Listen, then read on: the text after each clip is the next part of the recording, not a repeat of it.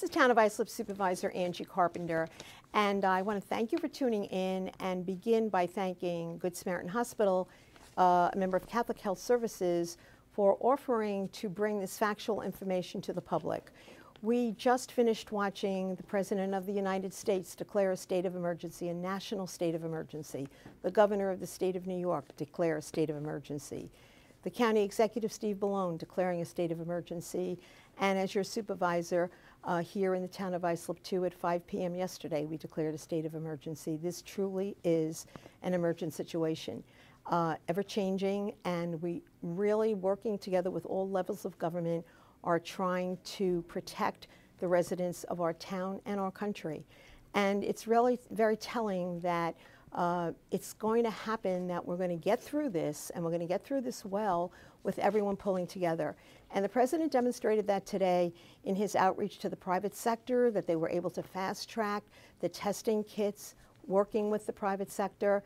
And here Good Samaritan Hospital came forward, offered to assist what can they do with the education process to let the people know, you know, what this is really all about so that you're not getting misinformation. So I'd like to, first of all, acknowledge Justin Jason from Community Relations from Good Samaritan Hospital for his outreach in the community all the time.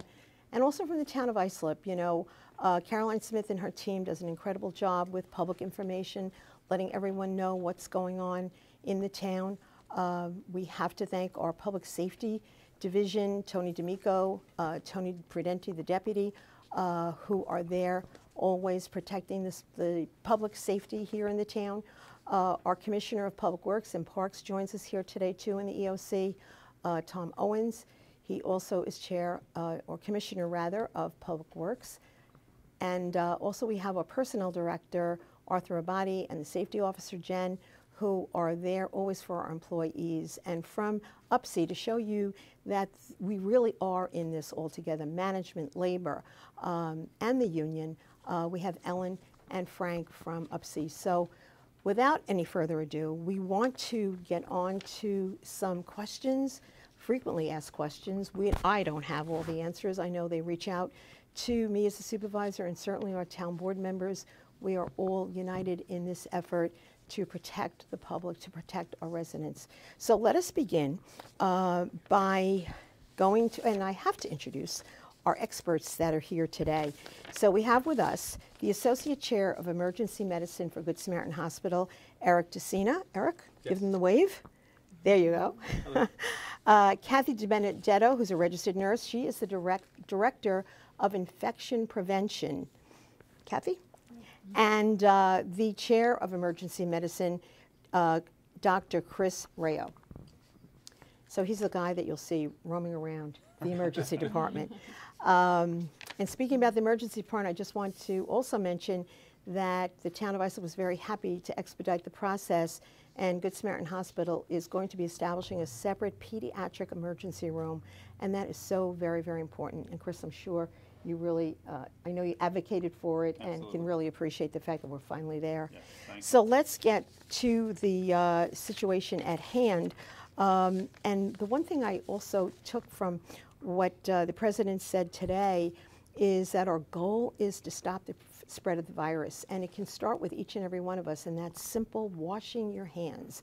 You know, we have a little sign all over the town now, washing your hands, clean hands are happy hands. So with that simple little directive, it starts with us in prevention and hopefully stopping this. So let us begin. Eric, if you would, just what is this? What is COVID-19 coronavirus?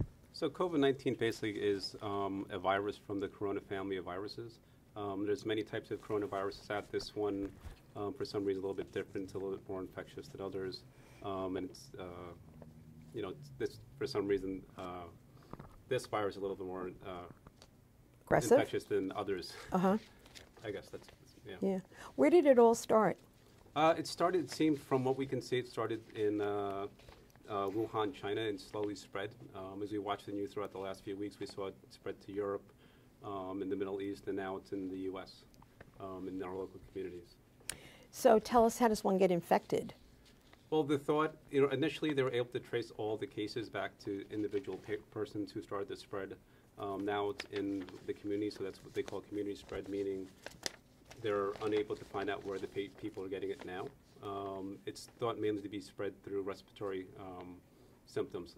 For people who are sneezing, people who are coughing, they spray droplets in front of them, and that's thought that if you get exposed to those droplets, that's how you're getting infected, if it gets into your mouth, your nose. The thought is also, if the droplets lands in certain objects, it may be possible that you pick it up in your hand and touch your face or your mouth or your nose, and it's another way to infect it that way. And that touching your face, someone said to me earlier today, they didn't realize, how often they go to touch their face, and this whole awareness that is happening here is really going to help, I think. So thank you for that. So what are the symptoms? Kathy, do you want to tackle that? So the symptoms are fever, cough, sore throat, malaise, and it sounds like the regular flu, but those are the symptoms. So what is the treatment? Treatment, you would treat the symptoms, like with an antiviral, but there are some patients that get very ill and they may need some fluids, and rest, relaxation. So primarily it's really symptomatic treatment, like Kathy said. I think, staying well hydrated is very important. Getting rest is very important. But once somebody has contracted the illness, really it's just going to be, controlling the fever, making sure the individuals are staying hydrated, eating, and it's really all just supportive care at this point. So is it dangerous? So that's the big question, right? If you look at the worldwide statistics, that's changing every day. So I don't think anyone can tell you for sure how dangerous it is, but clearly there's danger, right? Because we're seeing mortalities. I don't think anyone is 100% confident as to what that mortality rate is, but it's certainly present. So if I had to say yes or no, yes, it is dangerous, but I think hopefully the entire country, but certainly in this community, we're taking a team approach. We're going to do whatever we can to flatten that curve. I think you're hearing that a lot in the media. Yes. And really that's all we can do. And like you said, everyone's going to play a part in this. What we had heard from the beginning was that there is a population that is more vulnerable, and that would be our seniors, 70, 80, 90-year-olds. So, with that, trying to be very proactive, we immediately ceased any, large gatherings of seniors, the clubs, parties, trips to the casino, the kinds of things they like to do, unfortunately, but, really they understand that we're trying to protect them. And, earlier today, listening to some of the reports, especially when the governor was on, they say if you deep dive into some of those statistics, you will see that the people that did perish are those that had underlying conditions that may have been vulnerable to begin with. So I think on the bright side of things, and again, I don't think anybody knows any of this with 100% certainty, but it looks like our young children, our kids, most of them are doing well, even when they contract the disease. So I think that's certainly puts a smile on a lot of our faces and comforts us a little bit. But like you said, it seems like the older population. So some statistics came out today out of Italy showing that as the population gets older, the mortality rate increases. So, I think it's particularly important for the elderly in our communities to practice all the good hygiene practices. I'm recommending to my own family who are elderly, stay home as much as you possibly can. Avoid, large gatherings.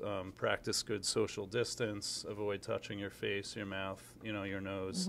And particularly the elderly with comorbid illness. So anyone immunocompromised, anyone on chemotherapy, diabetics, but really any elderly with any medical condition is probably at a little bit more risk, so they just have to be extra careful. So it doesn't diminish the fact that we will have to take it seriously and do whatever we can. So are there some strategies for preventing the disease? So I think Kathy is from Sure, infection okay, prevention. yes. She's probably the best to answer that. Well, Dr. Ray, you did touch on a few things. Of course, you want to avoid being near sick people. You want to avoid crowds. But the most important thing, like Angie mentioned earlier, is washing your hands.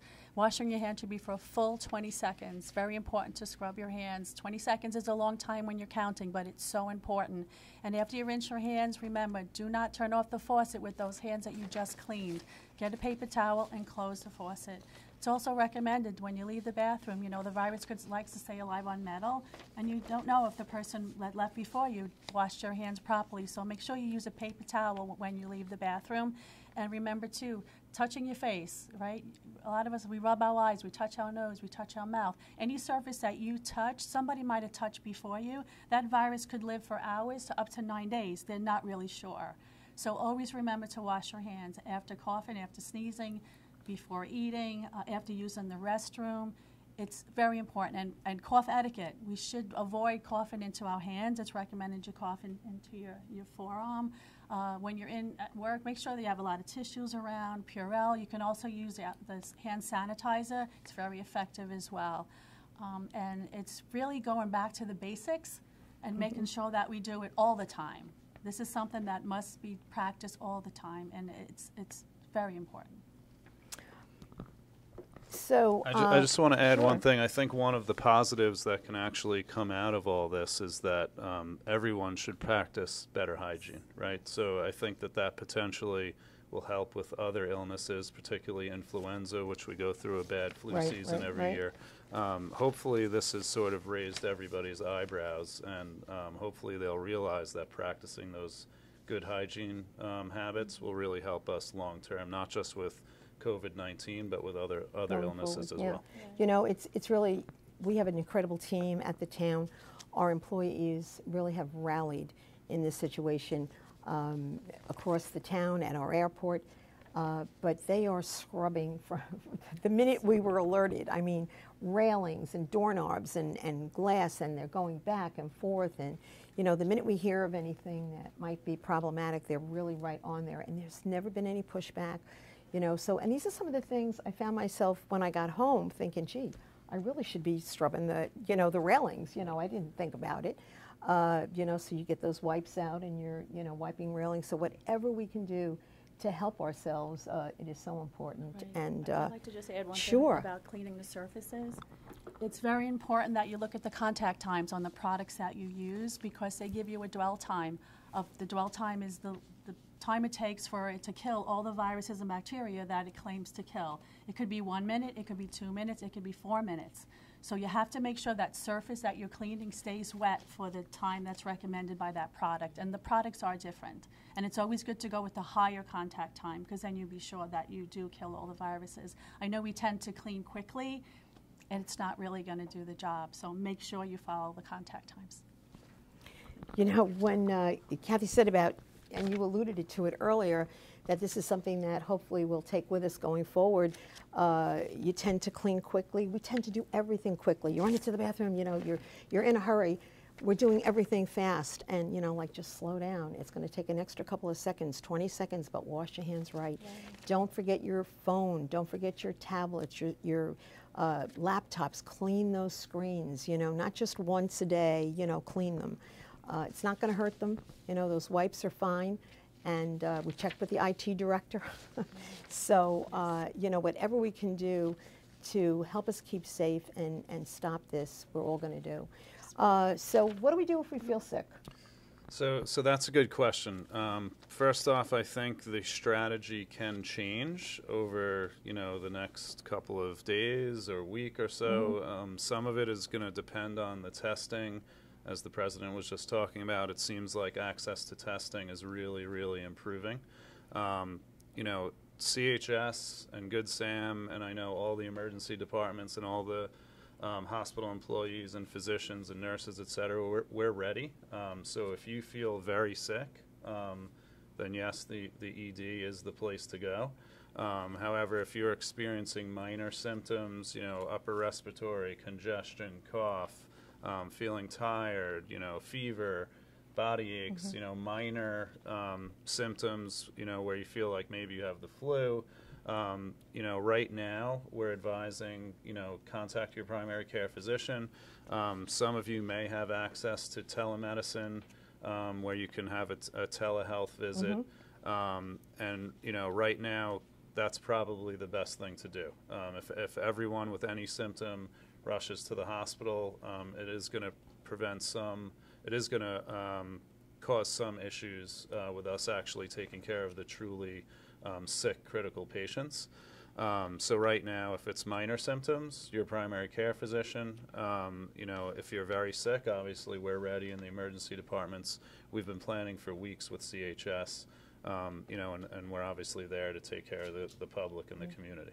Well, you know, we are so blessed here in the town of Islip. Catholic Health Services, certainly Good Samaritan Hospital, and the Northwell System, Southside Hospital, just right here in our town. And then when you go out further to look at the healthcare system that we have here on Long Island, we really, really are very, very lucky. I just want to also say that if you have any further questions, go to the Town of Islip website. We have a link to the Suffolk County Department of Health, and I want to thank Dr. Piggott, the Commissioner of Health. We've had briefing calls almost daily with the county on this issue so that we are on top of it. Go to the Suffolk County Health Department website. There's a link from the Town of Islip website and also to the New York State Department of Health. So, you know, stay informed, don't panic. And the governor said this earlier today, and I don't know if anyone else heard it, but yeah, you might get sick, but you're going to get better. You're going to get better. And we're going to get through this. And I just can't thank all of you for coming in today to hopefully share this real-time, accurate information. Don't, you know, go thinking and reading everything that you see on the internet is right, except if you're watching this. This is right. This is good information. So Eric, Kathy, Chris, thank you so much for coming in. Thank you all for what you do. And thank you for watching. Thank you so much for having us, and thanks for your support. Thank you.